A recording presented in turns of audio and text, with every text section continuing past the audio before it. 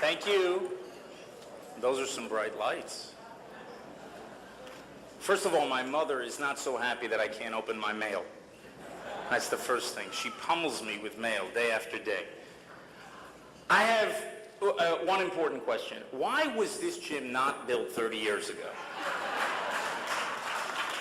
I saw Josh Tobin here, Joey Nussbaum, Jimmy Sada, I see you over there. What could we have done with this gym?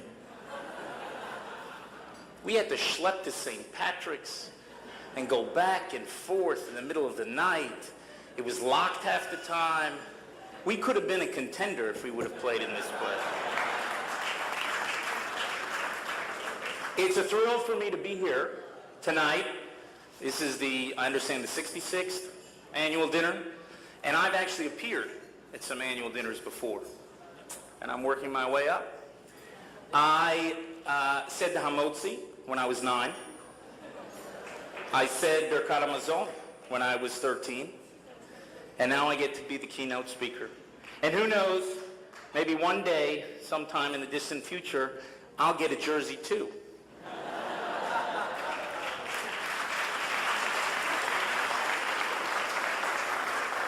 I want to welcome a few people, the Consul General of Israel in Miami, Chaim Shacham. I want to thank you for everything you do on behalf of Israel here in Miami and throughout Florida and Puerto Rico. Thank you.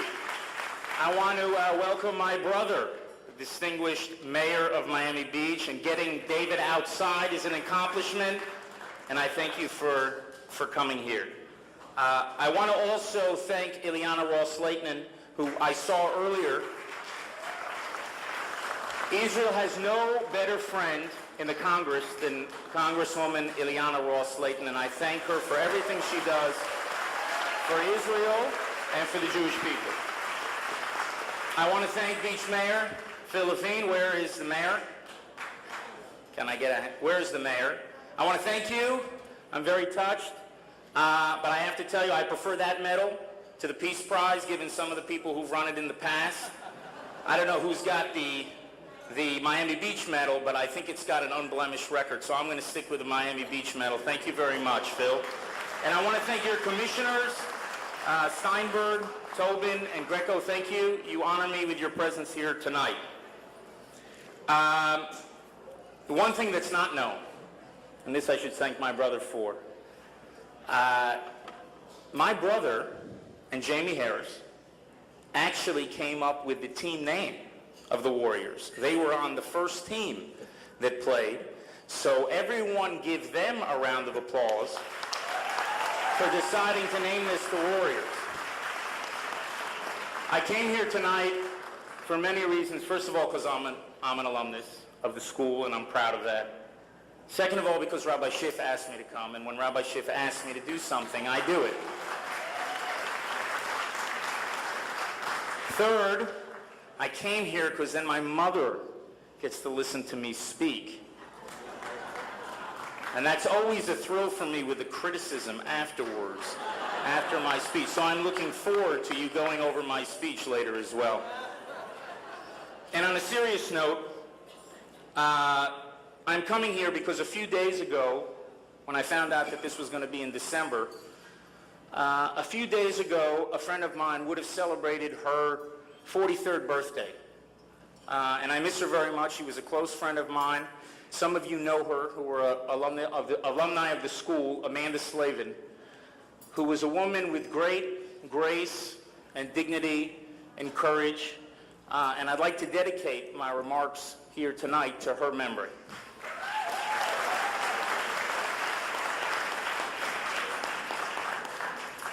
So when I was about 10 years old, I was at sleepaway camp, and I went on a hunger strike. It's a true story. I mean, I wasn't really on a hunger strike, but I pretended that I was on a hunger strike. And I was sent, after about 2 days of not eating at any organized meals, I was sent to the head of the camp. And he was furious with me. And he said, if you do not eat, I'm going to call your mother. And so I was quite a precocious kid. I pushed the phone over to him, and I said, call away. And he called my mother, and he said, Mrs. Dermer, your son's not eating. He's on a hunger strike. And if he doesn't eat in the next 24 hours, you're going to have to come and pick him up. And then there was silence. And I was watching his face with this look of utter shock on him.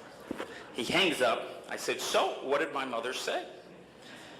She said, he told me, that she has to put up with you for 10 months of the year. I have you for 2. That you're not an idiot and you'll eat when you're hungry. And to not bother her again. Well, it's not just my mother who had to put up with me for 10 years. It's 10 months of the year. It's this school that had to put up with me for 10 months of the year. Now, I was not the easiest kid to handle. It was tough. I saw Rabbi Hochner. Is Rabbi Hochner here? Can I see a... He can personally attest to it. I had some problems with authority.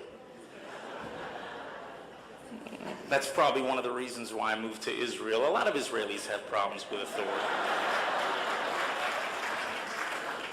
But I have nothing but wonderful memories of this school. I went here from nursery school to 12th grade, 15 years. 15 years, and there is very few people who've been here. When I was there, there was Elisa Cement, who I know whose parents are here today. I don't know where they are.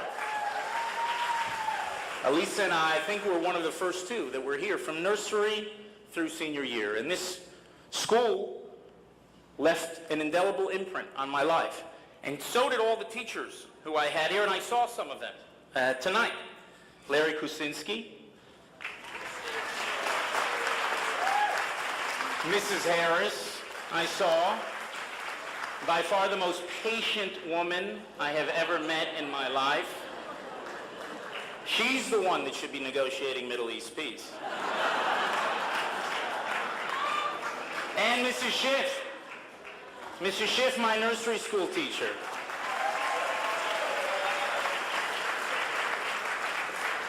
I'm out of diapers. That's an accomplishment. And a lot of people who are not here. Mrs. Simon, who taught me how to read. Mrs. Leff. People remember Mrs. Leff? Taught me those blocks, those colored blocks. She taught me how to count. Mrs. Lairfield. Mrs. Wiesel. Rabbi Levine, Dr. Goldman, Mrs. Perlin, Mrs. Rad, Mrs. Blechman, and the best teacher that I had at this school was Mr. Ben-Ari. A diminutive man, but a towering giant of a teacher. And I was blessed also to have great coaches when I was here. Scotty Raykow, next door, taught me how to throw a football. And I remember when he was struck down and how difficult a day that was. I was 18 years old when that happened. And Mark Baranek, I don't know if Mark is here tonight. Talk about a mensch. And the school has been a part of me forever. And when you say, I'm coming home, I'm truly coming home when I stand here tonight as Israel's ambassador to the United States.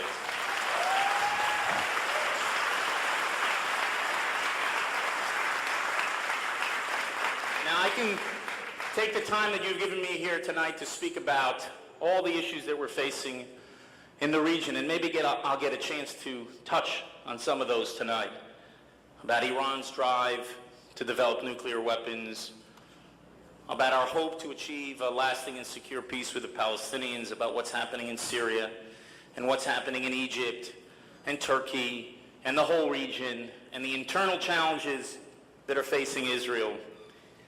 But tonight I want to talk about something more fundamental. Yes, even more fundamental for you. And that's your challenge.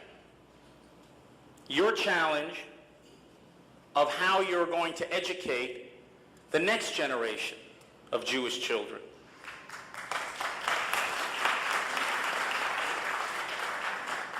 And what you can do to strengthen their future, because, ladies and gentlemen, I'm a product of the past. I was blessed with great teachers and a great school. A question will be 20 years from now and 30 years from now, who will stand in front of you? And that's a great challenge, and I think, in a sense, it's a greater challenge than I faced when I was a child, because we live in a more complicated world. And to give kids a good education, to give kids a good Jewish education, and to give kids a modern Jewish education, that's very hard. It's a tall order. My kids are small, 10, 8, 7, 2, and 6 months. I'm doing my part to deal with the demographic challenges that Israel is facing. But you want to raise your kids to be proud Jews, to be proud Americans, to be proud of the state of Israel. And the question is, in this complicated world, your kids aren't going to be here in the Hebrew Academy forever. You can build a gym next door, a great gym, but eventually they're going to have to go out in the world, and they'll have to go to college, and they'll have to go to the workplace. Unless you plan on keeping them in a ghetto, and that's not the Hebrew Academy that I know. The Hebrew Academy sent its kids out into the world. If you plan to send them out to the world, and you want them to be committed Jews, committed to the state of Israel, proud of the Jewish people, proud of the Jewish state, you have a big challenge on your hands today, a challenge greater than when I grew up. And I'll tell you, when I was thinking about what you have to do to meet this challenge, to help your kids navigate through this world, you need to give them 3 things. You need to give them values, you need to give them knowledge, and you need to give them courage.